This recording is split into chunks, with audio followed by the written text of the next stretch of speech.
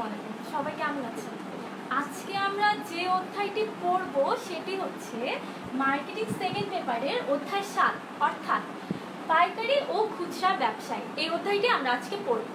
তোমরা সবাই কে কোথা থেকে জয়েন করছো সেটি আমাকে অবশ্যই জানাবে। আমি আছি ফারিয়া, তোমাদের ইনস্ট্রাক্টর। মার্কেটিং সেকেন্ড পেপারের এই অধ্যায়টি আমরা আজকে পড়ব এবং বরাবরের মতোই আমরা শুধু অধ্যায়টি পড়বই না, এই সংক্রান্ত বোর্ডে যেগুলো এমসিকিউ এসেছে কিংবা আর কি ধরনের এমসিকিউ আসতে পারে, এবং শুধু এমসিকিউই নয়, পাশাপাশি যে বোর্ডের ব্রড কোশ্চেনগুলো সেগুলো কি আসতে পারে আমরা সেগুলোও দেখব।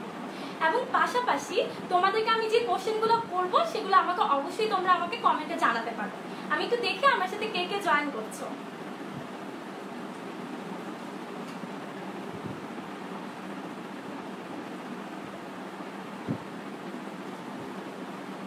আচ্ছা, নিলয় জয়েন করেছে বাড্ডা থেকে, প্রীতম চলে এসেছে, দোয়া এসেছে, আমি ভালো আছি আলহামদুলিল্লাহ, ইয়াকুব এসেছে, ফারহান এসেছে, আর ইফরিত চলে এসেছে। ঠিক আছে, আমরা হচ্ছে আমাদের আজকের ক্লাসটা শুরু করি এবং যে এমসিকিউগুলো থাকবে এবং পাশাপাশি যেগুলো থাকবে ওগুলোর উত্তরগুলো আমাকে জানাবে। ঠিক আছে, 1 নম্বর প্রশ্নটার উত্তর কে কে জানো তারা কিন্তু আমাকে ইতিমধ্যে জানাতে পারবে। 1 নম্বর প্রশ্নটি হচ্ছে, পাইকারি ব্যবসায় কি উপযোগ সৃষ্টি হয়? এ স্থানগত, বি সময়গত, সি দুইটি। এ বি সি এর কোনটা উত্তর সেটি কমেন্টে জানাতে থাকো। ঠিক আছে, আমরা প্রথম থেকে দেখি পাইকারি ব্যবসা। তাহলে আমরা পাইকারি ব্যবসার মধ্যে কি কি জিনিসগুলো আসে, এগুলোর বৈশিষ্ট্যগুলো কি সেগুলো যদি জানি আমরা কিন্তু বেসিক্যালি জেনে যাব যে পাইকারি ব্যবসার ভিতরে কি আসে এবং এটা ধরনের উদাহরণগুলো কি কি হতে পারে। তাহলে আমি প্রথম যে কারণটি লিখেছি তোমরা দেখছো সেটি হচ্ছে বন্টন প্রণালীতে অবস্থান। পাইকারি ব্যবসায়ী যারা রয়েছে তারা উৎপাদক যে থাকে, উৎপাদক এবং যেই ক্রেতা রয়েছে, কিংবা আজকে আমি যদি তোমাকে বলি যে খুচরা বিক্রেতা রয়েছে, তাদের মাঝামাঝি অবস্থান করে। অর্থাৎ উৎপাদক থাকবে এবং খুচরা যে বিক্রেতা থাকবে তাদের মাঝামাঝি এই যে পাইকারি ব্যবসায়ী তাদের অবস্থান, অর্থাৎ প্রান্তে কিন্তু নয়। তার মানে এখানে হচ্ছে পাইকারি ব্যবসায়ী এবং তারপরে হচ্ছে খুচরা ব্যবসায়ী, এবং এইভাবে বন্টন প্রণালীতে তারা অবস্থান করে। বন্টন প্রণালীর অবস্থানে তারা প্রান্তে থাকে না। 2 নাম্বার যেটি সেটি হচ্ছে অধিক ক্রয়। আজকে পাইকারি ব্যবসায়ী যারা তারা অধিক ক্রয় করে উৎপাদকের কাছ থেকে, এবং অধিক ক্রয় করার পরে তারা যেটা করে সেটা হচ্ছে ওই অধিক ক্রয় থেকে যে খুচরা ব্যবসায়ীরা রয়েছে তাদেরকে পণ্যগুলো দেয় এবং তারা সেটি যে ক্রেতা রয়েছে আসল ভোক্তা যে তার কাছে পৌঁছে দেয়, এবং এই সিস্টেমটি ঠিক এইভাবে চলতে থাকে। এই কারণে তাকে আজকে অধিক ক্রয়টি করতে হয়, এবং অধিক ক্রয় মানে তার কিন্তু মুনাফাটিও অধিক হচ্ছে। 3 নাম্বার যেটি সেটি হচ্ছে পণ্যের উৎস। আজকে ধরো কোনো কৃষিজাত পণ্য, সেই কৃষিজাত পণ্যের ক্ষেত্রে তারা যারা হচ্ছে এই পাইকারি ব্যবসায়ী তারা হচ্ছে কৃষক থেকে, যারা কৃষকই কৃষিজাত পণ্যগুলো উৎপাদন করে, অর্থাৎ কৃষক থেকে সেই পণ্যগুলো নেয়। এবং শুধু যদি কৃষিজাত পণ্যের কথা না বলে বাকি যে পণ্যগুলো রয়েছে সেগুলো উৎপাদনকারী কিংবা যারা সেগুলো আমদানি করছে তাদের কাছ থেকে সেই পণ্যগুলো তারা ক্রয় করে এবং তারপরে সেগুলো হচ্ছে বিক্রির জন্য পাঠিয়ে দেয়। তার মানে পণ্যের উৎসটা আমরা ক্লিয়ার। 4 নাম্বার যেটি সেটি হচ্ছে উপযোগ। উপযোগের ক্ষেত্রে 3টা উপযোগের কথা আমি তোমাকে বলবো। 3টা উপযোগের মধ্যে প্রথম যেটা সেটা হচ্ছে সময়গত। আমি যদি তোমাকে বলি স্থানগত, অর্থাৎ আজকে যখন পাইকারি ব্যবসায়ী যারা তারা কিন্তু পরিবহনের কাজটাও করে, তোমার পণ্যটা একদম যে আসল ভোক্তা তার কাছে পর্যন্ত পৌঁছে দেয়। তার মানে পরিবহনের মাধ্যমে সেটি করে, মানে সে আজকে তোমাকে স্থানগত উপযোগটি সৃষ্টি করে। 2 নাম্বার যেটি করে সেটি হচ্ছে সময়গত। সময়গত কিভাবে করে সেটি তোমাকে যদি আমি বলি, সময়গত উপযোগটি করে হচ্ছে যখন এই যে পণ্যগুলো গুদামজাতকরণ করে ঠিক যেই সময় যে পণ্যটি বাজারে ছাড়া দরকার, ঠিক যেই সময় পণ্যগুলোকে টিকিয়ে রাখা দরকার সেগুলো টিকিয়ে রাখে এবং গুদামজাত করে বা মজুত করে সেগুলোকে আবার বিক্রির জন্য পাঠায়। সেই ক্ষেত্রে ঠিক যেই সময় তুমি পণ্যগুলো চাচ্ছ ঠিক সেই সময় কিন্তু পণ্যগুলো পাচ্ছ। তার মানে এই যে গুদামজাতকরণ করে রাখছে পাইকারি ব্যবসায়ীরা, তার মাধ্যমে তারা আজকে সময়গত উপযোগটি সৃষ্টি করছে। 3 নাম্বার আরেকটি উপযোগ সৃষ্টি করে, সেটা আমি তোমাকে বলি, সেটা হচ্ছে সত্য উপযোগ। আজকে সত্যগত উপযোগটা কি? সেটা হচ্ছে এই যে ক্রয় আর বিক্রয়টা হয় সেটি হচ্ছে সত্যগত উপযোগ। মানে আজকে যে পাইকারি ব্যবসায়ীরা তারা যে উৎপাদনকারী কিংবা যে আমদানিকারী তাদের কাছ থেকে পণ্যটি ক্রয় করছে এবং পণ্যটি ওই যে খুচরা বিক্রেতা পর্যন্ত দিয়ে আসছে পণ্যটি বিক্রি করার উদ্দেশ্যে, সেই ক্রয়টিও হচ্ছে এবং বিক্রয়টিও হচ্ছে। তার মানে এইভাবে যে ক্রয় এবং বিক্রয় দুটিই চলছে সেটি হচ্ছে আমার সত্যগত উপযোগ। তার মানে এই যে পাইকারি ব্যবসায়ীরা 3 ধরনের উপযোগ সৃষ্টি করে। প্রথমটা স্থানগত, দ্বিতীয়টা সময়গত এবং 3 নাম্বারটা সত্যগত। তাহলে তুমি আমাকে পরের প্রশ্নটার উত্তর দাও, সেটা হচ্ছে পাইকারি ব্যবসায় মূলধনটি এ বেশি বি কম, সেটি আমাকে জানাতে থাকো। তার মানে এখন আমার পরের যেটা সেটা হচ্ছে পণ্যের সংখ্যা। পাইকারি ব্যবসায়ীরা সাধারণত দুইটা ভাবে পণ্যের যে সংখ্যাটা তুমি সেটা জানতে পারো। একটা হচ্ছে তারা একটি কিংবা দুইটি একই ধরনের যে পণ্যগুলো আছে ম্যাক্সিমাম গেলে একটি বা দুইটি নিয়ে তারা ব্যবসাটি করে। আরেকটি যেটা তারা করে সেটি হচ্ছে যে বিভিন্ন কোম্পানি, হয়তো সেই কোম্পানিগুলো ভিন্ন কিন্তু প্রোডাক্টটা সেম। মনে করো আমি যদি তোমাকে বলি সাবানের কথা, তাহলে এই যে ধরো লাক্স সাবান কিংবা মেরিল সাবান কিংবা আজকে যদি আমি তোমাকে বলি লাইফ বয় সাবান, এই যে ভিন্ন ভিন্ন কোম্পানি কিন্তু এক একটা সাবানের প্রোডাক্টটা কিন্তু সেম সাবান। তার মানে বিভিন্ন কোম্পানির একই ধরনের প্রোডাক্টগুলোও আজকে যারা পাইকারি ব্যবসায়ী তারা সেগুলো বিক্রি করে। তার মানে বিভিন্ন কোম্পানির একই প্রোডাক্ট, ঠিক আছে। এবং তার পাশাপাশি আমরা যদি দেখি এই যে পাইকারি ব্যবসায়ীরা এইভাবে করে তারা পণ্য বিক্রয় এবং যে ক্রয়টা তার সাথে নিয়োজিত থাকতে পারে। আর একটা বা দুইটা সেটি হচ্ছে ধরো শুধু সাবান না, তারা আজকে টুথপেস্টও বিক্রি করছে। তার মানে এই যে একটি বা দুইটি এর বেশি সাধারণত তারা পাইকারি ব্যবসার ক্ষেত্রে অনেকগুলো প্রোডাক্ট একসাথে নেয় না। এইভাবে হচ্ছে আমরা পণ্যের সংখ্যাটি বুঝতে পারি। তার পরবর্তীতে সেটি হচ্ছে 6 নাম্বার একক প্রতি মুনাফা। তোমরা হচ্ছে এটা বলার আগে আমাকে তাড়াতাড়ি 1 আর 2 নাম্বারের উত্তরটি জানিয়ে দাও। তাহলে একক প্রতি মুনাফাটা কি? একক প্রতি মুনাফাটা হচ্ছে যে একজন ব্যবসায়ী, পাইকারি ব্যবসায়ী, সে যতটুকু ইনকাম করতে পারছে, সে যখন এই যে একক প্রতি মুনাফাটা তার হচ্ছে আজকে কম, কিন্তু সে পণ্য কিন্তু বিক্রি করে অনেক বেশি খুচরা বিক্রেতার কাছে। তার মানে আজকে সে যখন অনেক বেশি বিক্রি করছে তার মুনাফাটা হয়তো একক প্রতি মুনাফাটা তার আজকে কম, কিন্তু যেহেতু পণ্যটি বিক্রয় অনেক বেশি তার মানে তার যে মোট মুনাফাটা, মোট যে মুনাফাটা সেটি অনেক বেশি। তার মানে তোমার যদি প্রশ্ন আসে যে পাইকারি ব্যবসায়ীর একক প্রতি মুনাফা কেমন, সেটার উত্তরটা হচ্ছে কম। কিন্তু তোমার যদি প্রশ্ন আসে পাইকারি ব্যবসায়ীর মোট মুনাফাটি কেমন, সেটি কিন্তু বেশি। এই পার্থক্যটা যেন বুঝতে পারো। তাহলে তোমরা আমাকে 1 আর 2 এর উত্তর কে কে দিয়েছো আমি একটু দেখি, এবং যে যে শেয়ার করেছো সে আমাকে জানাও। আচ্ছা, মীর জিসান চলে এসেছে, 1 আর 2 এর উত্তর দিয়েছে। ফারদিনও চলে এসেছে, আরাফ আরাস, তারপর দোয়া। আচ্ছা, দোয়া এখনো আসেনি, ডাকছে। আনিহা, ওকে। তারপরে হচ্ছে তাসনিম এসেছে, তাসনিমও উত্তর দিয়েছে। মাইনুল উত্তর দিয়েছে, মাইনুলও কিন্তু গত ক্লাসে সেরা শিক্ষার্থী ছিল। দিশা দিয়েছে উত্তর, দিশাও ছিল। ইয়াকুব চলে এসেছে আজকে। আচ্ছা, আশফাক, সারিয়া, সাদিয়া বলেছে হাই আপু, হ্যালো। ঠিক আছে, তাহলে আমরা পরেরটুকু দেখি। আমি তোমাকে পরের 2টা এমসিকিউ দিয়ে দিচ্ছি।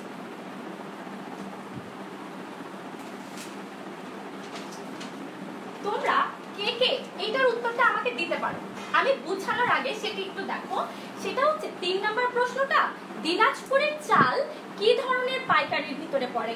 এ সীমিত সারির এবং বি বিশেষ পাইকারি। এটার উত্তরটা আমাকে জানাতে থাকো।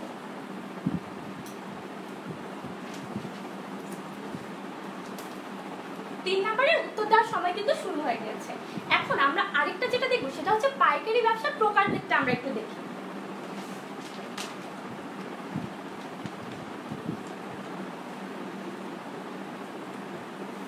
আচ্ছা, পাইকারি ব্যবসার প্রকারভেদটা যদি আমরা দেখি সেটা কি সেটা একটু দেখি।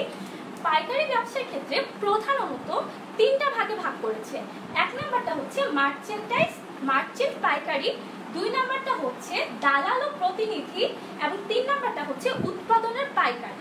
তাহলে এই ক্ষেত্রে তোমাকে প্রত্যেকটা জিনিস বেসিক থেকে বুঝতে হবে। আমি একটা একটা করে বলবো এবং তারপরে সেটা এক্সাম্পলটা বলার চেষ্টা করব যেন তোমরা লিঙ্ক আপ করতে পারো।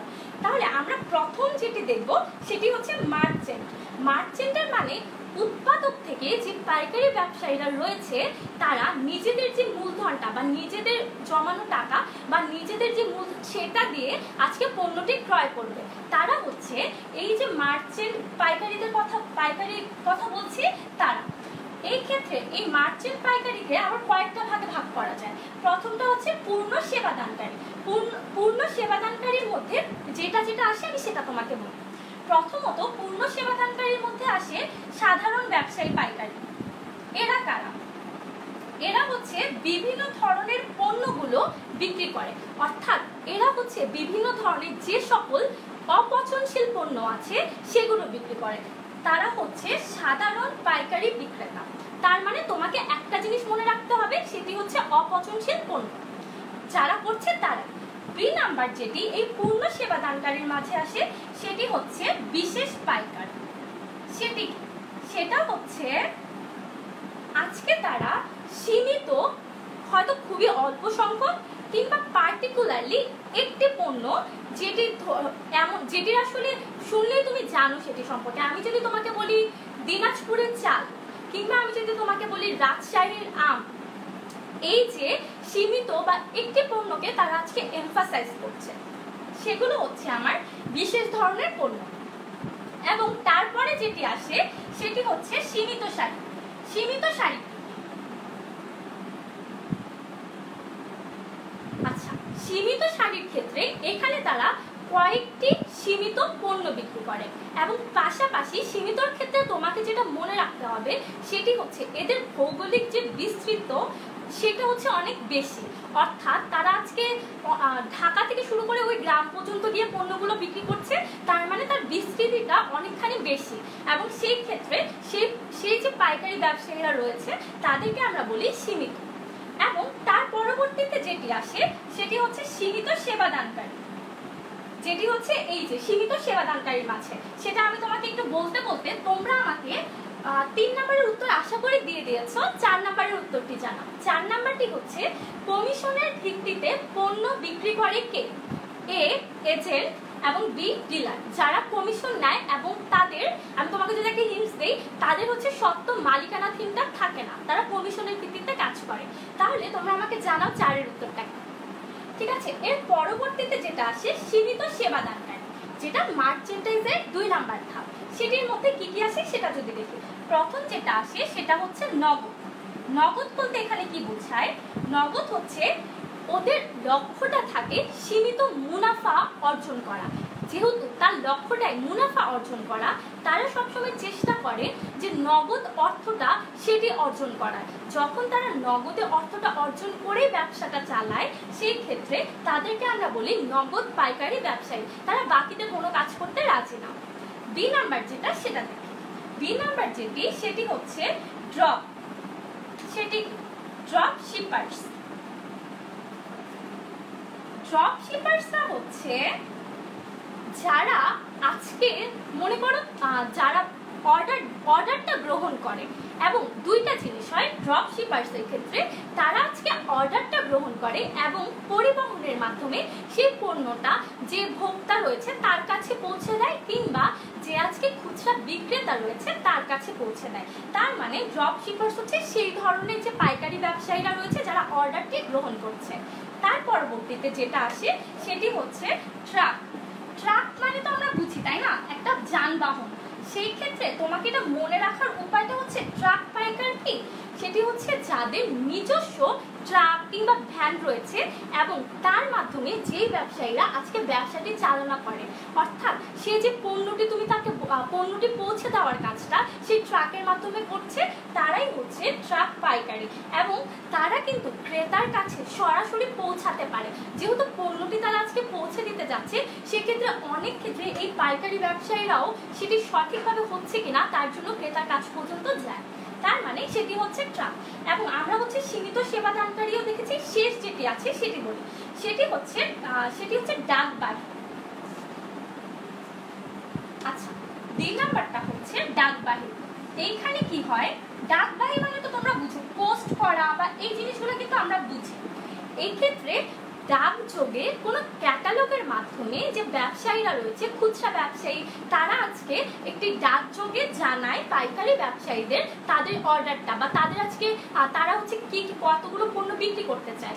সেই ক্ষেত্রে যখন এই যে পাইকারি ব্যবসায়ীরা ডাকযোগে সেটি জেনে এবং তাদেরকে পাঠানোর চেষ্টাটি করে, সেটি হচ্ছে ডাকবাহী পাইকারি ব্যবসায়ীরা।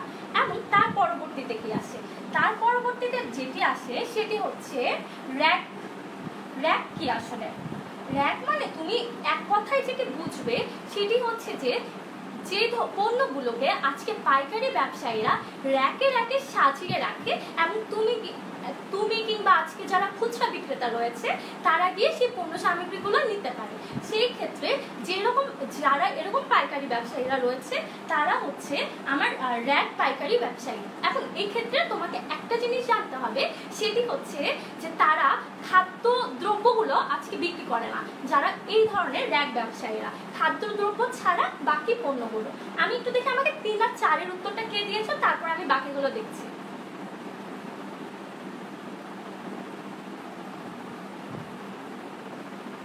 আচ্ছা, আরাফারিস আমাকে উত্তর দিয়েছে, সামিয়া উত্তর দিয়েছে, বর্ষা উত্তর দিয়েছে, তারপর হচ্ছে মাইনুল উত্তর দিয়েছে। আচ্ছা, দুয়া বলছে কমেন্ট উপরে চলে গিয়েছে, আমি তো দুয়ার কমেন্ট পড়ে ফেলেছি। জিসান উত্তর দিয়েছে। তাসনিম আমার কাছে জিজ্ঞেস করেছে এটা এজেন্ট হবে কিনা, তুমি উত্তর দাও তারপরে আমি তোমাকে সঠিক উত্তরটা বলবো। আচ্ছা, তাসনিম উত্তর দিয়েছে 4 তারিখ। ওকে, তারপর হচ্ছে ফারহান আবিদ জয়েন করেছে, তানভীর আছে রাজশাহী থেকে। ঠিক আছে, আমরা তাহলে তারপরে দেখি। তার মানে এবার আমরা যেটা দেখবো, এই যে একটু আগে আমাকে জিজ্ঞেস করছিল যে এজেন্ট হবে কিনা, তাহলে আমি ওর উত্তরটাই যদি এখন তোমাকে বলি দালাল আর প্রতিনিধি ব্যাখ্যা করে। সেই ক্ষেত্রে দালাল আসলে আমরা কাদেরকে বলি আর আমরা প্রতিনিধিটা কাদেরকে বলি। দালালের ক্ষেত্রে তোমাকে যেটা মনে রাখতে হবে, দালাল হচ্ছে সেই ধরনের মানুষগুলো আজকে যারা মালিকানাটি, আমি যদি তোমাকে বলি মালিকানার কথা, কিংবা আমি যদি তোমাকে বলি অর্থ, কিংবা যদি তোমাকে আমি বলি ঝুঁকি, এই যে ব্যাপারগুলো আছে সেগুলো, এই দায়িত্বগুলো তারা আজকে নিতে চায় না, তারাই হচ্ছে দালাল। এবং তারা যেটি করে, তারা ক্রেতা এবং বিক্রেতার মাঝে সমঝোতাটি স্থাপন করে। তাদের কাজ কিন্তু সেটাই, তারা একটা কমিশন নেয় এবং তারা কোনো দায়িত্ব নেয় না। তারা কমিশন নিয়ে তারা যদি বিক্রি করতে পারে বা সমঝোতাটি নিশ্চিত করতে পারে, সেই ক্ষেত্রে আজকে তারা অনেক মুনাফা অর্জন করতে পারে। এবং অন্যদিকে আমি যদি তোমাকে বলি প্রতিনিধির কথা, তাহলে সেখানে কি কি আসবে? তার মানে আমি আশা করছি 4 নম্বরের উত্তরটা তোমরা এখন পারো। প্রতিনিধির ক্ষেত্রে যেটি হবে সেটি হচ্ছে প্রতিনিধিরা আজকে প্রতিনিধির ক্ষেত্রে এই যে তারা কমিশনটা নেবে এবং এক্সট্রা যেটি করবে সেটি হচ্ছে তোমার যে পণ্যটা রয়েছে তার প্রমোশনটাও করবে। তার মানে দালাল এবং প্রতিনিধি তাদের মধ্যে পার্থক্যর জায়গাটা কিন্তু একটাই, একটা হচ্ছে দালাল কিন্তু সে দায়ভারটা নিচ্ছে না, কোনো দায়িত্ব নিতে সে রাজি না, সে শুধু কমিশন দিবে এবং সমঝোতাটি স্থাপন করবে। কিন্তু যে প্রতিনিধি সে আজকে কমিশনটা নিবে এবং পাশাপাশি তোমার যে পণ্যটা রয়েছে সেটিকে আজকে প্রসারটিও ঘটাবে এবং সেই ধরনের কাজগুলো করবে। তার মানে প্রসারের কাজটি প্রতিনিধি করে। এবার আমরা যদি দেখি প্রতিনিধির মধ্যে কি কি ধরনের প্রতিনিধি আছে সেটি আমি তোমাদেরকে বলি, তাহলে তারপরে আমি তোমাদেরকে মুখে একটা এমসিকিউ বলবো, সেটার উত্তরটাও আমাকে তোমরা জানাবে। তাহলে আমি যদি প্রথমে তোমাকে যেটা বলি সেটা হচ্ছে উৎপাদক প্রতিনিধি। উৎপাদক প্রতিনিধিরা কারা? যারা আজকে তোমার ওই যে পণ্যটা আছে সেটার প্রতিনিধিত্ব করে এবং বিক্রয়টি করে, সেই ক্ষেত্রে তাদেরকে উৎপাদন করে তারা এই কাজটি একদম বিক্রয় পর্যন্ত নিয়ে যাচ্ছে, সেই ক্ষেত্রে সেই ধরনের যে ব্যবসায়ীরা রয়েছে তাদেরকে আমরা উৎপাদকের কাতারে ফেলি। এবং দ্বিতীয়ত যেটি, সেটি হচ্ছে আমি যদি তোমাকে বলি বিক্রয় প্রতিনিধি। বিক্রয় প্রতিনিধিরা হচ্ছে তারা যারা আজকে একটা পণ্যের বিক্রয়টি নিশ্চিত করার জন্য কাজটি করে, এবং তার বিক্রয়টি যত বেশি হবে সেই ক্ষেত্রে ওই যে পাইকারি ব্যবসায়ীটা রয়েছে সে যত বেশি বিক্রয় করতে পারছে তাকে ঠিক সেই অনুযায়ী আজকে কমিশনটা দেওয়া হবে। সেই ধরনের ব্যবসায়ী যারা রয়েছে তাদেরকে আমরা বিক্রয়ের কাতারে ফেলি। তার পরবর্তীতে যেটা আসে সেটা হচ্ছে ক্রয় প্রতিনিধি। আজকে এই ক্রয় প্রতিনিধি কারা? তারা হচ্ছে একজন ক্রেতার জন্য যারা পণ্যগুলো ক্রয় করে, অর্থাৎ যখন কোনো একজন ক্রেতা তাদেরকে বলে দেয় আমার এই পণ্যগুলো লাগবে, তারা তখন যায় বাজারে গিয়ে সে পণ্যগুলো সম্পর্কে জানে, কোন পণ্যটি ভালো সেগুলো বাছে, ক্রেতার যে চাহিদাটা সেটা মেটানোর চেষ্টা করে এবং সেটি করে তারা ওই ক্রয়টি করে ক্রেতার জন্য। যখন ক্রয়টি হবে ক্রেতার জন্য সেই ক্ষেত্রে সেই ধরনের প্রতিনিধি যারা তাদেরকে আমরা বলি ক্রয় প্রতিনিধি, ঠিক আছে। এবং সর্বশেষটি যেটা সেটি কি? সেটি হচ্ছে কমিশন মার্চেন্ট। আজকে এই কমিশন মার্চেন্টটা হচ্ছে যারা ক্রেতার সাথে কিংবা যে খুচরা বিক্রেতা রয়েছে, যে পাইকারি ব্যবসায়ীরা আজকে তাদের সাথে কমিশনের মাধ্যমে চুক্তিটা করে। কমিশনের মাধ্যমে চুক্তি করে যখন ব্যবসাটা চালায় সেই ক্ষেত্রে সেটি হচ্ছে কমিশন যে পাইকারি ব্যবসায়ী তারা। তাহলে আমার এমসিকিউটা আমি মুখে বলছি, তোমরা আমাকে এটা কমেন্টে জানাবে। সেটা হচ্ছে মনে করো রহিম মিয়া, আচ্ছা না আমি তোমাকে ইয়াকুব আমাকে একটু আগে কমেন্ট করেছে, ইয়াকুবের নাম নিয়ে বলি।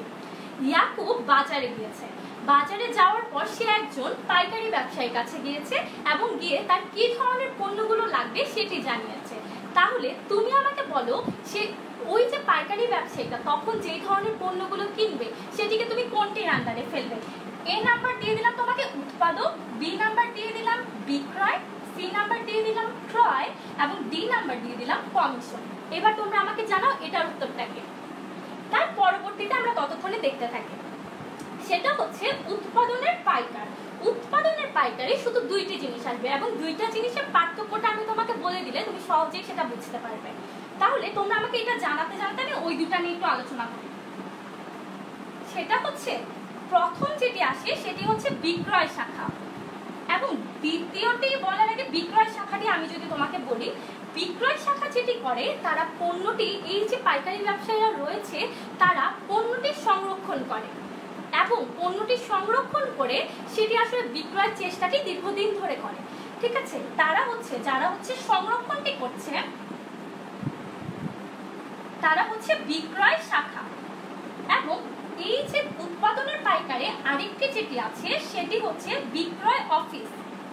বিক্রয় অফিসটি হচ্ছে যারা এই যে পণ্যটা সংরক্ষণ করার দায়িত্বটা গ্রহণ করে না, অর্থাৎ তারা পণ্যটা সংরক্ষণ করে না কিন্তু বাকি কাজগুলো তারা করতে রাজি, সেই ক্ষেত্রে সেই ধরনের যে পাইকারি ব্যবসাটা সেটাকে আমরা বলি বিক্রয় অফিস, ঠিক আছে। আমি তোমাদেরকে পরের এমসিকিউ দুইটা দিচ্ছি আর তারপরে দেখবো কে কে আমাকে কমেন্টের উত্তরটি জানিয়েছে।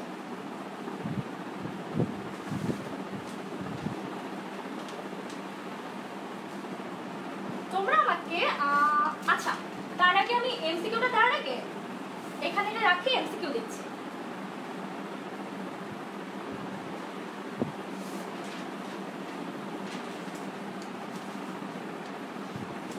খুচরা ব্যবসায়ের আকার সম্পর্কে জিজ্ঞেস করেছে। এ নাম্বারটা হচ্ছে ক্ষুদ্র, বি নাম্বারটা হচ্ছে বৃহৎ। এইটার উত্তর আমাকে দিতে থাকো 5 নাম্বারে।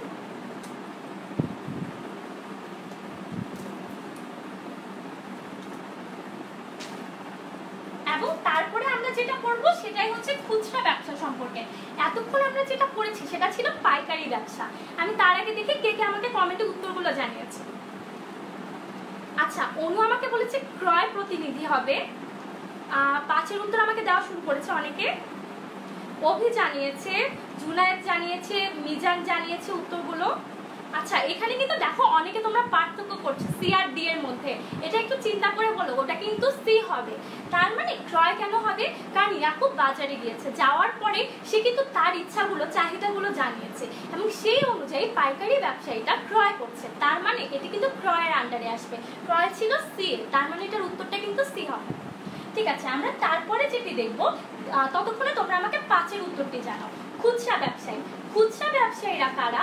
যারা আজকে পণ্য যে উৎপাদন করছে, উৎপাদন করার পরে যে পণ্যটা খুচরা পাইকারি বিক্রেতা হয়ে খুচরা ব্যবসায়ী হয়ে আজকে ভোক্তার কাছে পর্যন্ত পৌঁছায়, তারা হচ্ছে খুচরা ব্যবসায়ী, যারা পণ্যটাকে একদম ভোক্তার কাছে পর্যন্ত পৌঁছে দেয়।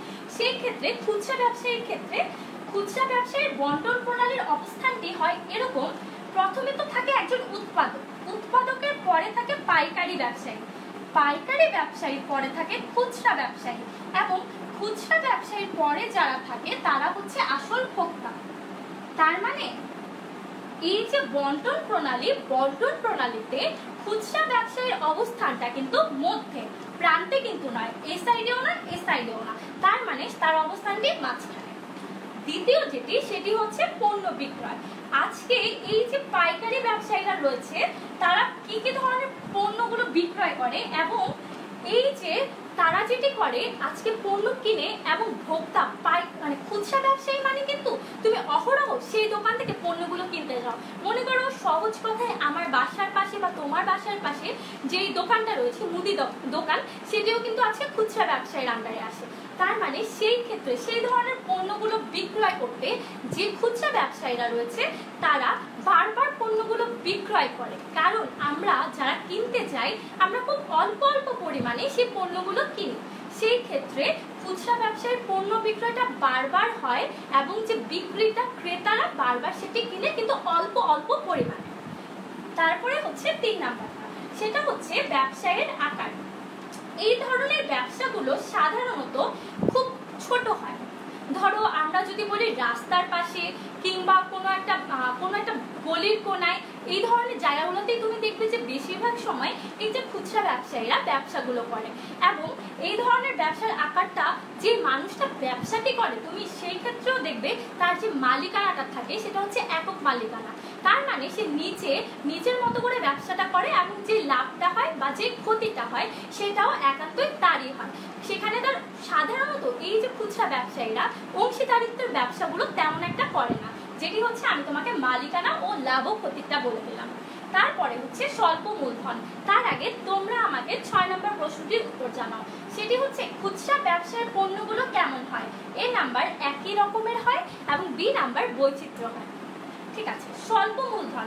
এই যে স্বল্প মূলধনের জিনিসটা হচ্ছে আজকে মনে করো একটা সুপার শপ কিংবা একটা বাসার পাশের দোকান, সেই দোকানগুলো খুলতে কিন্তু অত অর্থের প্রয়োজন হয় না যেটা একটা শিল্প ব্যবসা খুলতে দরকার হয়, কিংবা আজকে যেটা একটা অনেক বড় ধরনের ব্যবসা করার ক্ষেত্রে প্রয়োজন হয়। তার মানে এই যে খুচরা ব্যবসায়ীরা তারা স্বল্প মূলধন জোগাড় করতে পারলেই আশেপাশে একটা দোকান খুলে ফেলতে পারে এবং নিজেদের যে ব্যবসাটা সেটি আজকে চালাতে পারে। পরবর্তীতে যেটি আছে সেটি হচ্ছে যে দর কষাকষি। এই ক্ষেত্রে দেখো আমরা যখন একটা সাবান কিনতে যাই কিংবা আমরা একটা টুথপেস্ট কিনতে যাই, আমরা কি খুব দর কষাকষি করতে পারি না। তার মানে খুচরা ব্যবসায়ীরা যারা রয়েছে তাদের পণ্যের দামটা যে উৎপাদক থাকে কিংবা আজকে যে পণ্যটির পাইকারি ব্যবসায়ী থাকে তারা সেটি ফিক্স করে দেয় বেশিরভাগ ক্ষেত্রে, এবং সেই ক্ষেত্রে আজকে কিন্তু এই খুচরা ব্যবসায়ীদের দর কষাকষির সুযোগটা ঠিক বেশি থাকে না। আবার কোনো কোনো ক্ষেত্রে তারা যেটা করে অনেক ক্ষেত্রে ক্রেতার কাছ থেকে বেশি দাম রাখার চেষ্টা করে দর কষাকষি করে, যদি পণ্যের গায়ে দামটি লেখা না থাকে সেই ক্ষেত্রে। আজকে এই খুচরা ব্যবসায়ীর দোকানগুলোতে কিন্তু প্রসাধনী পাওয়া যায়, সেগুলোতে কিন্তু দাম লেখা থাকে না বেশিরভাগ সময়। তার মানে সেই ধরনের পণ্যগুলোতে তারা আজকে দর কষাকষিটা করতে পারে, কিন্তু অধিকাংশ ক্ষেত্রে সেটি করতে পারে না। তার মানে আমরা জানলাম খুচরা ব্যবসায়ীর প্রত্যেকটা বৈশিষ্ট্য সম্পর্কে। এখন খুচরা ব্যবসায়ীর প্রকারভেদগুলো জানার আগে আমি একটু দেখি কে কে আমাকে 5 আর 6 উত্তর দিয়েছে। আচ্ছা, আমাকে মাইনুল উত্তর দিয়েছে, বর্ষা দিয়েছে, আচ্ছা তারপরে হচ্ছে জুনায়েদ ফারদিন, মিজান, তারপর প্রীতম মণ্ডল, রায়ান, হ্যাঁ ফারদিন বলেছে হচ্ছে মুখে যে কোশ্চেনটা করেছিলেন ওটা উত্তর সি হবে। ঠিক, প্রীতম মণ্ডল উত্তর দিয়েছে, তারপরে আমাকে তাসনিম উত্তর দিয়েছে, বর্ষা উত্তর দিয়েছে, তারপরে হচ্ছে শাহাদাত উত্তর দিয়েছে। শাহাদাত মনে হয় আজকে ক্লাসটা নতুন করছে। সাফস আলভি ও মনে হয় নতুন করছে। নিলয় আমাদের রেগুলার স্টুডেন্ট, নিলয় উত্তর দিয়েছে, বর্ষা উত্তর দিয়েছে। ঠিক আছে, আমরা তারপরে দুটো এমসিকিউ দিয়ে দিচ্ছি।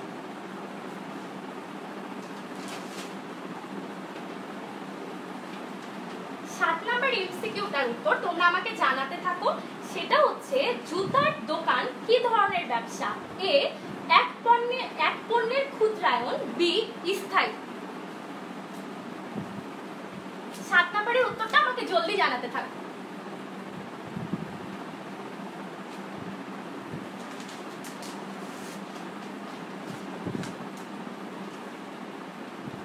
ততক্ষণে আমরা দেখি এই যে পাইকারি ব্যবসায়ীরা রয়েছে বা খুচরা, এখন পাইকারিটা আমরা অলরেডি দেখেছি প্রকারভেদ, এখন আমরা যেটি দেখবো সেটা হচ্ছে খুচরা ব্যবসায়ী প্রকারভেদগুলো কেমন হয়। সেই ক্ষেত্রে দেখো প্রথম যেটি সেটি হচ্ছে ভ্রাম্যমাণ ক্ষুদ্রায়ন। তারপর ভ্রাম্যমাণ ক্ষুদ্রায়ন বলতে, আর এই সাইডে আমি যেগুলো লিখেছি সেগুলো হচ্ছে খুচরা ব্যবসায়ীদের যে ব্যবসাগুলো হয়। আর এই সাইডে আমি যেগুলো লিখেছি যেগুলো তুলনামূলকভাবে একটু বৃহৎ ব্যবসাগুলো হয় খুচরা ব্যবসায়ীদের। ঠিক আছে, তাহলে প্রথমটা থেকে যদি শুরু করি, ভ্রাম্যমাণ ক্ষুদ্রায়ন সেটি মানে কি? ভ্রাম্যমাণ এই শব্দটা শুনে কিন্তু জিনিসটা তুমি মনে রাখতে পারো। তার মানে সে ঘুরে ঘুরে আজকে বিক্রয়গুলো করে, তার আজকে স্থায়ী কোনো দোকান নেই বা স্থায়ী কোনো জায়গায় সে ফিক্স থাকে না যে একটা নির্দিষ্ট সেখানেই বিক্রয়গুলো করে, সেগুলো আজকে তারা করে না। তারা ভ্রাম্যমাণ ক্ষুদ্রায়ন ব্যবসাটি করে, যেটি ঘুরে ঘুরে করছে। আমি যদি তোমাকে এক্সাম্পল বলি, মনে করো একজন হকার কিংবা একজন ফেরিওয়ালা যে আজকে পত্রিকাগুলো বিক্রি করে গিয়ে, কিংবা আজকে যদি আমি তোমাকে বলি এমন কোনো মানুষ যারা ওই যে রাস্তায় ঘুরে ঘুরে, আমরা তো শুনি প্রায় যে ছাই নিবেন ছাই, এই ধরনের কথাগুলো বলে, তারা হচ্ছে সেই ধরনের হকার বা ফেরিওয়ালাগুলো যারা ভ্রাম্যমাণ ক্ষুদ্রায়ন ব্যবসাটি করে। পরবর্তীতে যেটি সেটি হচ্ছে স্থায়ী। স্থায়ীর ক্ষেত্রে তার মানে তার একটি নির্দিষ্ট স্থান আছে কিংবা তার একটি নির্দিষ্ট দোকান আছে, সেই ধরনের ব্যবসাগুলোকে আমরা স্থায়ীর আন্ডারে ফেলি। আমি যদি তোমাকে এক্সাম্পল বলি হচ্ছে মুদি দোকানদার, তার মানে তুমি বুঝবে সেটি একটি স্থায়ী ব্যবসা, কারণ ওই যে মুদি দোকানদারটা তার কিন্তু একটা নির্দিষ্ট স্থানে সে রোজ বিক্রিগুলো করে এবং আমরা কিন্তু ওই দোকান থেকে গিয়ে সেই পণ্যগুলো কিনি, কারণ তার স্থানটা ফিক্স, তার মানে সে হচ্ছে স্থায়ী। পরবর্তীতে যেটা সেটা হচ্ছে এক পণ্য। এক পণ্য মানে হচ্ছে সে, এই ব্যবসায়ীরা নির্দিষ্ট একটা পণ্যই বিক্রি করে। যদি আমি তোমাকে বলি জুতার কথা, জুতা যে পণ্যটা সেটা হচ্ছে, ধরো আমি যদি তোমাকে বলি বাটার ক্ষেত্রে তুমি যখন যে দেখবে তারা কিন্তু শুধু জুতাগুলোই বিক্রি করছে। সেই রকম ক্ষেত্রগুলোতে তারা একটি পণ্য নিয়ে ব্যবসাটি চালায়, সেগুলোকে আমরা এক পণ্য ব্যবসায়ী, খুচরা ব্যবসায়ী বলবো। এবং পরবর্তীতে যেটা সেটা হচ্ছে বিভিন্ন পণ্য। শুধু এক ধরনের পণ্য না, এই ক্ষেত্রে তারা বিভিন্ন ধরনের পণ্যগুলো বিক্রি করে। আমি যদি তোমাকে বলি মনোহারি দোকান কিংবা কোনো একটা শপিং মলে যে দোকানগুলো রয়েছে ছোটখাটো, সেগুলো আজকে মনোহারি দোকানগুলো এই বিভিন্ন পণ্যের আন্ডারে আসবে। তোমরা আমাকে 8 নম্বর প্রশ্নের উত্তর দেওয়াটি শুরু করতে পারো। সেটি হচ্ছে বাটা শু কি ধরনের খুচরা ব্যবসা? এ নাম্বার বিভাগীয় আর বি নাম্বার বহু শাখা। আর যারা এটার উত্তরটা জানো না, এতটুকু বলার পরে তোমরা অবশ্যই জানবে।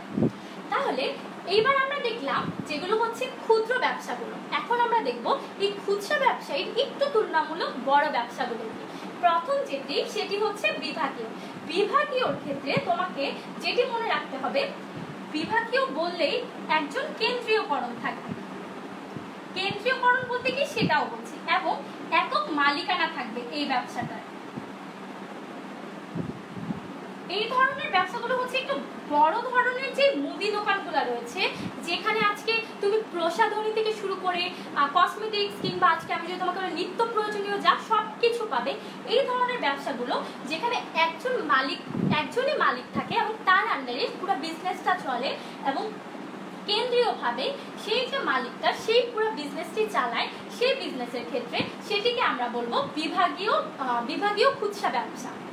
পরবর্তীতে যেটা সেটা হচ্ছে বহু শাখা। বহু শাখার ক্ষেত্রে, বহু শাখা তুমি কিন্তু শুনেই বুঝতেছো, তার শাখাগুলো অনেকগুলো জায়গায় আছে। শুধু যে সেটা আসলে দেশে থাকবে কিংবা শুধু যে আজকে বিদেশে থাকবে তা না। ধরো পণ্যটা দেশে থেকে শুরু করে বিদেশে পাওয়া যায়, আজকে ঢাকা থেকে শুরু করে গ্রাম পর্যন্ত পাওয়া যায়। এই ধরনের যে ব্যবসাগুলো করা হয় সেগুলো হচ্ছে আমার বহুশাখা ব্যবসা। এই ক্ষেত্রে আজকে এদের একটা ধরো আমি তোমাকে যদি এক কথায় বলি এই বহুশাখার এক্সাম্পল, সেটা হচ্ছে স্যামসাং। স্যামসাং কোম্পানিটা কিন্তু এই স্যামসাং কোম্পানির যে মোবাইলগুলো ধরো সেগুলো কিন্তু আজকে তুমি দেশেও পাচ্ছ বা বিদেশেও পাচ্ছ। এই ধরনের পণ্যগুলো বহু শাখা থাকে, তাদের আউটলেটগুলো বিভিন্ন বিভিন্ন জায়গায় থাকে, সেই ক্ষেত্রে সেগুলোকে আমরা বলবো বহু শাখা। পরবর্তী যেটা সেটা হচ্ছে বিপণী মালা। বিপণী মালা জিনিসটাকে সেটা হচ্ছে আজকে মনে করো একটা ব্র্যান্ডের ভিত্তিতে যখন তুমি কোনো পণ্যগুলা কেনো, এক কথায় আমি যদি তোমাকে চেইন স্টোরের কথা বলি, কিংবা আমি তোমাকে কোনো আগোরার কথা বলি, কিংবা যদি কোনো যে ধরনের শপগুলো আছে আগোরা, স্বপ্ন, সেই ধরনের শপগুলোর কথা বলি, সেগুলো আসে বিপণী মালার ভিতরে। তুমি একসাথে গিয়ে সব ধরনের পণ্যগুলো সেখানে পেয়ে যাও, অর্থাৎ সেখানে বিভিন্ন ক্যাটাগরির পণ্য থাকে এবং তুমি তোমার পছন্দ মতো সেই পণ্যগুলো বেছে নিতে পারো। সেটা নর্মালি হচ্ছে দেখা যায় যে একটা স্থানীয় এলাকা জুড়ে সেই ব্যবসাটা চলে এবং কিংবা এক একটা এলাকায় সেই ধরনের ব্যবসাগুলো চলতে পারে। সাধারণত এই বিপণী মালা যেটা সেটি একটা দেশের ভিতরেই তার ব্যবসাগুলো চলে এবং সমাজের যে উচ্চবিত্ত মানুষগুলো আছে তারা সাধারণত এই বিপণী মালা থেকে যে বাজারগুলো করে সেগুলোই হচ্ছে বিপণী মালা খুচরা ব্যবসা। পরবর্তীতে যেটা সেটা হচ্ছে ডাক ও টেলি। মানে ডাক আর টেলি শুনে তো আমরা আসলে বুঝতে পারছি ডাক আর টেলিফোনের ব্যবসা।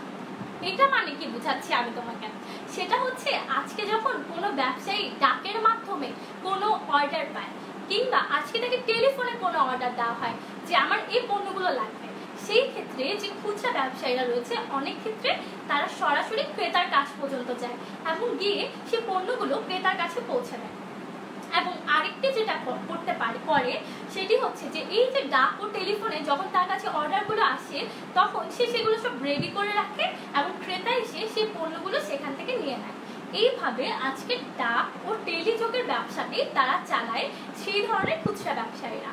পরবর্তীতে যেটি আসে সেটি হচ্ছে এক মূল্যের দোকান। তার মানে এটা আসলে আমার বেশি বলার কিছু নেই, সেটা হচ্ছে ফিক্সড প্রাইসের দোকানগুলা। তুমি অহরহই তোমরা এই ধরনের দোকানগুলো কিন্তু দেখো যেখানে তোমার দাম বলার কিংবা সেই বিক্রেতা দাম বলবে সেরকম কিছুই থাকে না। তোমরা যাও দেখো পণ্যের উপরে ফিক্সড ট্যাগটা লাগিয়ে দেওয়া থাকে যে পণ্যের দামটি এত, এবং তুমি যদি সেই পণ্যটি কিনতে চাও তোমাকে কিন্তু ঠিক সেই দামে পণ্যটি কিনতে হয়। এবং পরবর্তীতে যেটা আচ্ছা এখানে আমি এই কয়েকটা লিখেছি, এর বাইরে যেটা হয় সেটাও আমি তোমাকে বলি। সেটা হচ্ছে আমি যদি পরেরটা বলি তোমাকে ভোক্তা সমবায়, যেটা এটার আন্ডারে আসছে।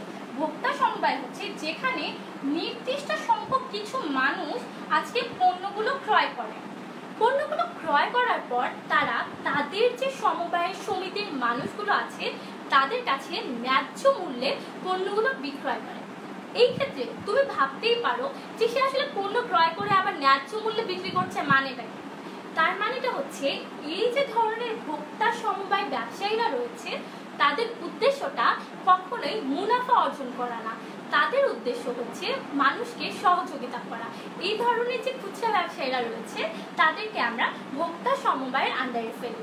তার মানে আজকে না একটু পরে তোমাদেরকে আরেকটা এমসিকিউ বলবো, তার আগে তারপরে কি কি আসে সেটা একটু বলি। আরেকটি যেটা হতে পারে সেটি বলি, সেটি হচ্ছে অধিবিপণন। শব্দটা শুনে একটু কঠিন লাগে কিন্তু জিনিসটা যখন বলবো একদমই সহজ।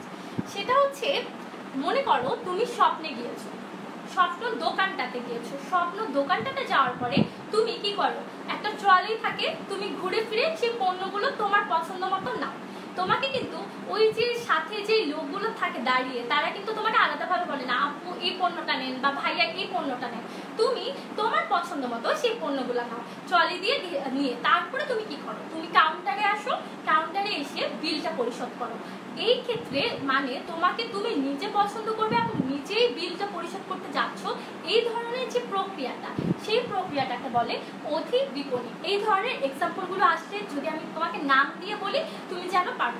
এখন আমি যদি তোমাকে জিজ্ঞেস করি যে মনে করো দুয়া, ঠিক আছে, দুয়া আজকে ভোক্তা সমবায় সমিতির কোন একজন মেম্বার, সে সে জানার চেষ্টা করছে যে কি ধরনের কাজ এই ভোক্তা সমবায় সমিতির মূল লক্ষ্য। এ নাম্বার আমি তোমাকে দুইটা অপশন দিচ্ছি। যেহেতু ভোক্তা সমবায় সমিতি তাদের মূল লক্ষ্যটা কি, এর নাম্বার আমি যদি তোমাকে বলি মুনাফা, মানে দুয়া সে ইনভেস্টিগেট করলো, ইনভেস্টিগেট করে কি জানতে পারলো, সেটার উত্তরটা কি হবে মুনাফা নাকি কাউকে সাহায্য করা। এই এ আর বি এর উত্তরটা এ হবে নাকি বি হবে সেটা আমাকে জানাতে থাকো। আমি ততক্ষণে দেখি 7 আর 8 এর উত্তরটা আমাকে কে কে দিয়েছো, তার আগে 9 আর 10 দিয়ে নেই।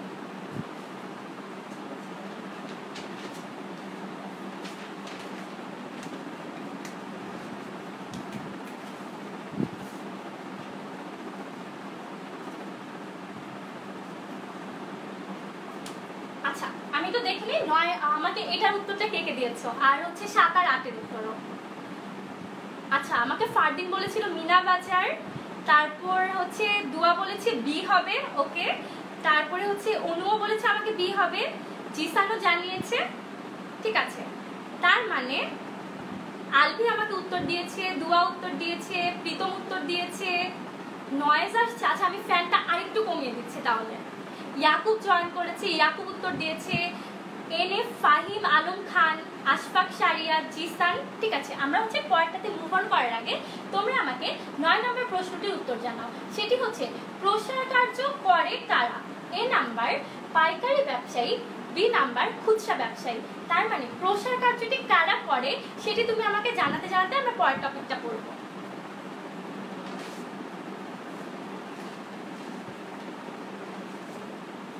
আমরা এতক্ষণ ধরে পাইকারি ব্যবসায়ী আর খুচরা ব্যবসায়ীদের পার্থক্যটা সম্পর্কে পড়েছি, এখন খুচরা ব্যবসায়ীদের সম্পর্কে পড়েছি। তাহলে আমি তোমাদের যেহেতু বৈশিষ্ট্য বলেছি, তাদের প্রকারভেদ বলেছি, সবকিছু আলোচনা হয়েছে, এক্সাম্পল বলেছি। এখন আমরা যেটা দেখবো সেটা হচ্ছে যে তাদের পার্থক্যটা কেমন হয়। পার্থক্যটা বুঝে ফেললেই কিন্তু আমার এই যে অধ্যায়টা পাইকারি ও খুচরা ব্যবসায় অধ্যায়, সেটা কিন্তু অনেক কিছু আমাদের জানা হয়ে যায় একেবারে, এবং সর্বশেষ তারপরে একটা টপিক থাকে।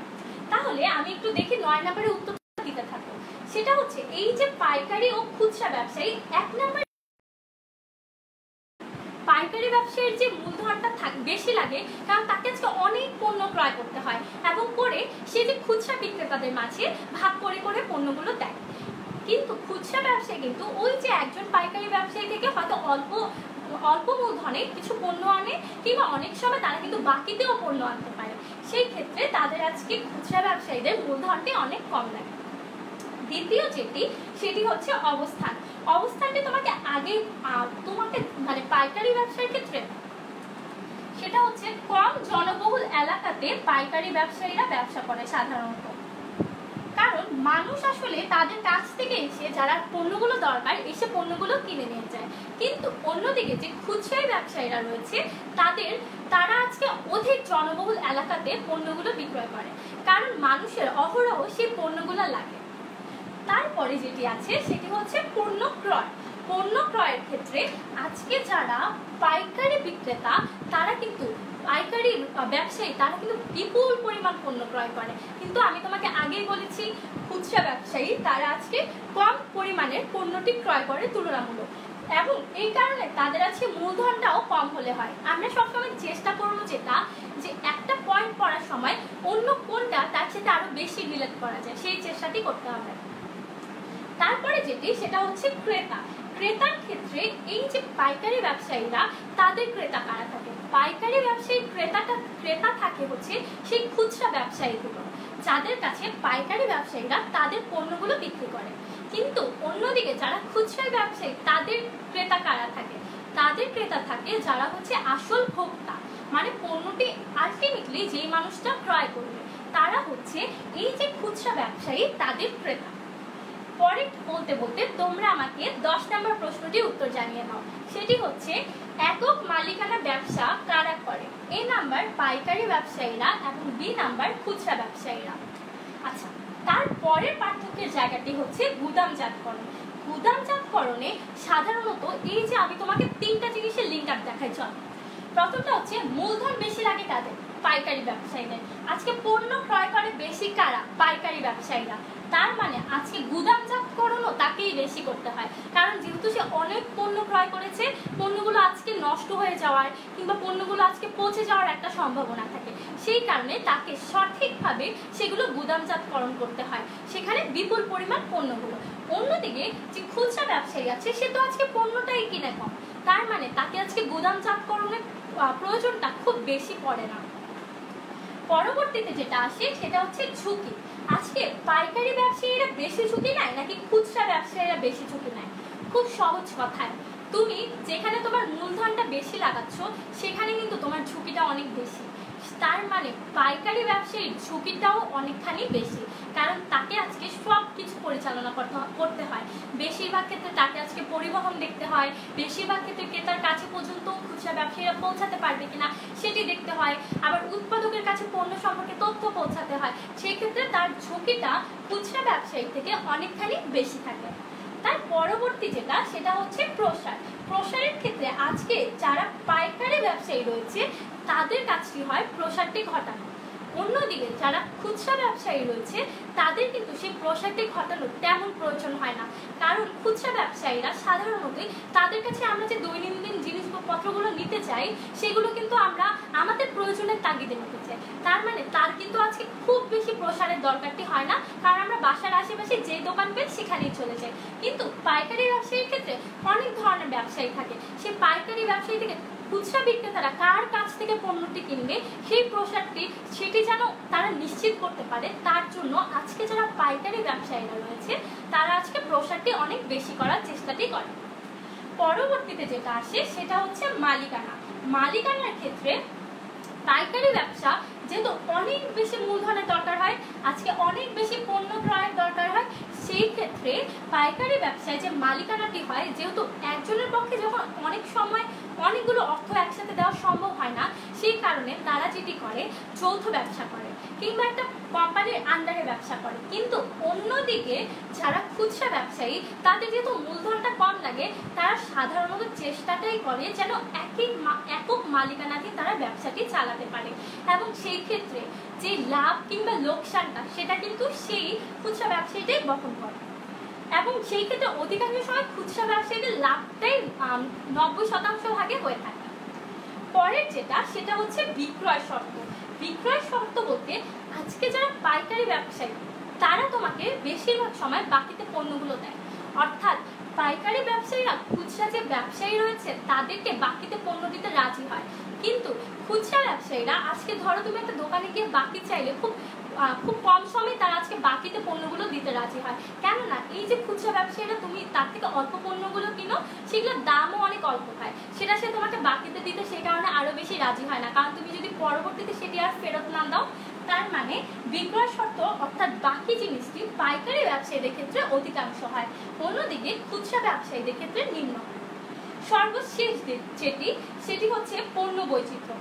আজকে এটা তোমাকে বুঝতে হবে, সেটা হচ্ছে পাইকারি ব্যবসায়ী যারা রয়েছে তাদের আজকে পণ্য বৈচিত্র্যটা কম থাকে, তারা পণ্যটা উৎপাদনকারীর কাছ থেকে খুব কম সংখ্যক বৈচিত্র্যের পণ্য আনে, এবং আনার পরে এক বা দুইটি যেটা আমরা বৈশিষ্ট্য পড়েছিলাম সেই পণ্যগুলো আজকে হচ্ছে খুচরা বিক্রেতাদের কাছে পৌঁছায়। কিন্তু খুচরা বিক্রেতা যেটি করে সে সকল ধরনের বৈশিষ্ট্য আনার চেষ্টা করে, সে আজকে কসমেটিক্স পণ্য আনে, সে আজকে ওই যে দোকানটাতে টুথপেস্ট থেকে শুরু করে সাবান থেকে শুরু করে এভরিথিং আনে।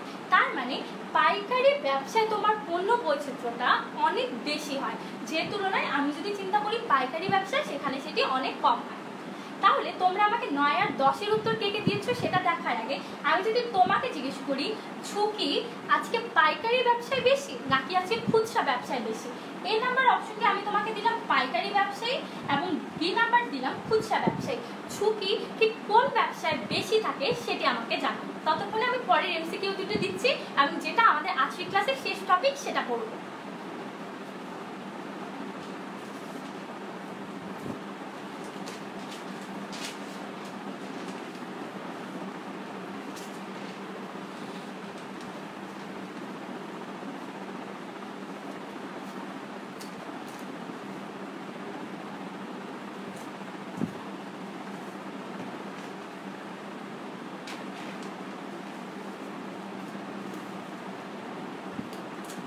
আচ্ছা, আমি একটু দেখি আগের প্রশ্নের উত্তর কে কে আমাকে দিয়েছে।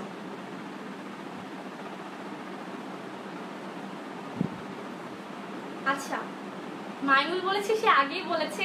আমাকে পাইকারি উত্তর জানিয়েছে আয়াফাত। আশফাক সারিয়া। মিলার বলেছে খুচরা ব্যবসা। দিলয় চিন্তা করো আর একটু। তারপরে হচ্ছে দুয়া আমাকে জানিয়েছে, অনু জানিয়েছে, ঠিক আছে, প্রীতমও জানিয়েছে। ঠিক আছে, এর পরেরটুকু আমরা দেখতে থাকি। আর আমাকে বাকিগুলোর উত্তরও আশফাক সারিয়া দিয়েছে, আজকে তাসনিম দিয়েছে, সামিয়া দিয়েছে, আজকেও তো বুঝতে পারছি ইয়াকুব দিয়েছে। তার মানে অনেকেই আমাকে সঠিক উত্তরগুলোও দিচ্ছে। তার মানে সেরা শিক্ষার্থী হওয়ার সম্ভাবনাটা কিন্তু বেড়ে যাচ্ছে তোমাদের।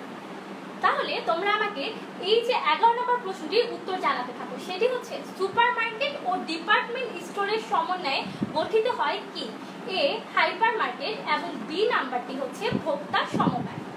আমরা এখন একটা একটা করে এই চ্যাপ্টারের মূল বেসিকগুলো আমরা বুঝে গিয়েছি। এখন যে জিনিসগুলো বাকি রয়েছে সেগুলো হচ্ছে অনুধাবনমূলক এবং যেগুলো হচ্ছে ক নাম্বারে প্রশ্ন জ্ঞানমূলক প্রশ্নগুলো আসে সেগুলোর একটু বেসিক আইডিয়াগুলো আমাকে জানতে হবে, একদম ক্লিয়ারভাবে জানতে হবে।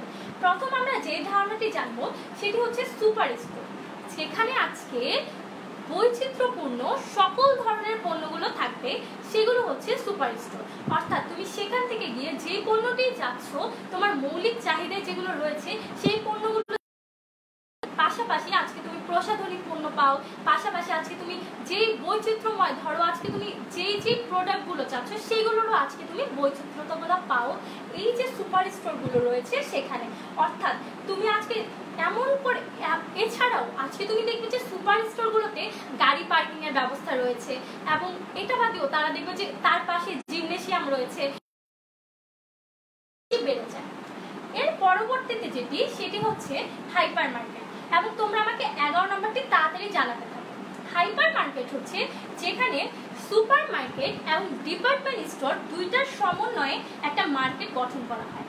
সেই ক্ষেত্রে হাইপার মার্কেটটা হচ্ছে এই যে সুপার স্টোরটা রয়েছে তার থেকে প্রায় ডাবল হয়, এবং হাইপার মার্কেটের যে ক্রেতারা রয়েছে তাদের চাহিদাটাও অনেক বেশি থাকে এবং তারা এসে একসাথে অনেক পণ্য কিনে।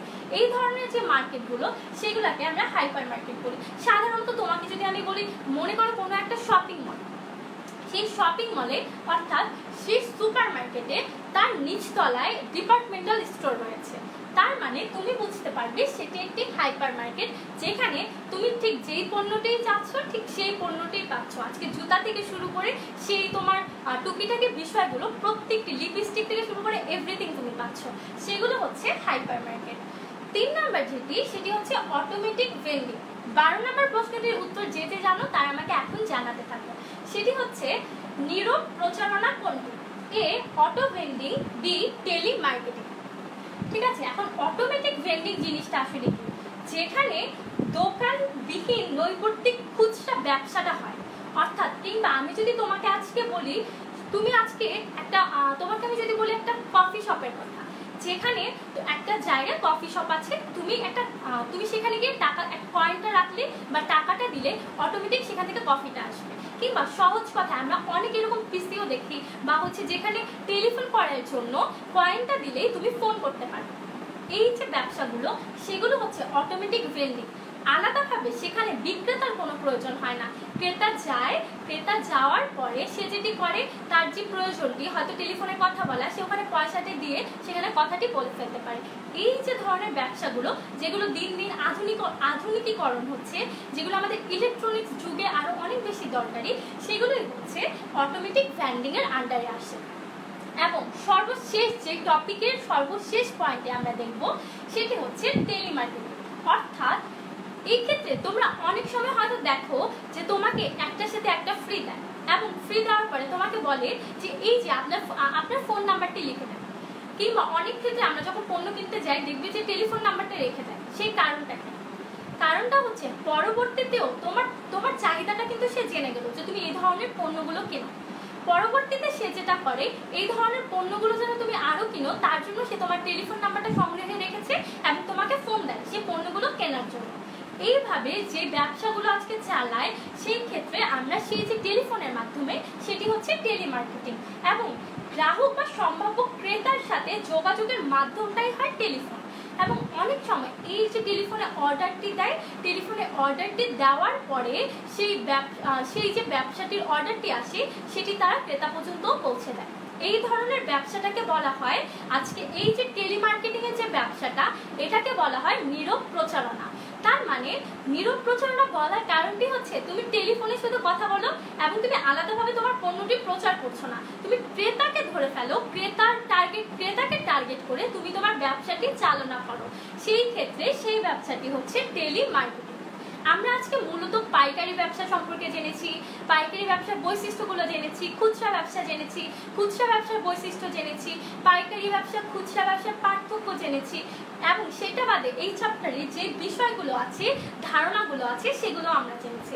এবং মূলত আমরা এই যে পাইকারি ও খুচরা ব্যবসায় আশা করছি তোমরা অনেক বেশি ক্লিয়ার এই চ্যাপ্টার সম্পর্কে। আমি একটু দেখবো শেষ আমাকে 11 আর 12 নম্বরের উত্তরটি কে দিয়েছো। আচ্ছা, আমাকে অনু দিয়েছে, প্রীতম মণ্ডল, মাইনুল, সামিয়া, তারপর হচ্ছে মীর জিসান, সুষমন বলেছে তাকে তো ফ্রি দেয়নি, সো ব্যাড। আরাফাত উত্তর দিয়েছে, দুয়া ইসলাম দিয়েছে, তারপরে মাইনুল, বর্ষা উত্তর দিয়েছে, আশফাক সারিয়া উত্তর দিয়েছে, তারপর হচ্ছে তাসনিম, ইয়াকুব, সামিয়া, দিশা, প্রত্যেকে আমাকে উত্তরগুলো দিয়েছে। আমি ক্লাস শেষে অবশ্যই জানাবো যে কে কে সেরা শিক্ষার্থী হয়েছে। এবং সর্বশেষ যেটা তোমাদেরকে বলবো সেটা হচ্ছে আমার মার্কেটিং এর আর মাত্র 3টা ক্লাস বাকি আছে আজকের পরে, কারণ আমরা অলরেডি 7 নম্বর চ্যাপ্টার পর্যন্ত পড়ে ফেলেছি। আমাদের বাকি আছে অধ্যায় 8 পড়বো, আমরা অধ্যায় 9 পড়বো আর অধ্যায় 10 পড়বো। তার মানে আজকের পরে মানে পরশু দিন 24 তারিখ আমরা হচ্ছে অধ্যায় 8 পড়বো, 25 তারিখ আমরা অধ্যায় 9 পড়বো, এবং এরপরে একদিন রোজার সময় ক্লাস নিয়ে আমরা এই মার্কেটিং কোর্সটা শেষ করবো। এবং সেক্ষেত্রে তোমরা যেটা, আমি এই কোর্সটি শেষ হওয়ার পর প্রত্যেক দিনের সেরা শিক্ষার্থীর নামগুলো তো আমি দিচ্ছি তোমাদের, সেখান থেকে সেরা 5 জন শিক্ষার্থী খুঁজে বের করবো আমি, এবং তাদের নাম এবং ছবি সহ আমি এই গ্রুপে পোস্ট করে দেবো, এবং তাদের সাথে আরো অনেক আলাপ হবে এবং বাকিদের সাথেও আরো অনেক আলাপ হবে। তার মানে আমরা 24 তারিখ ক্লাসটি করছি, ততদিন পর্যন্ত তোমরা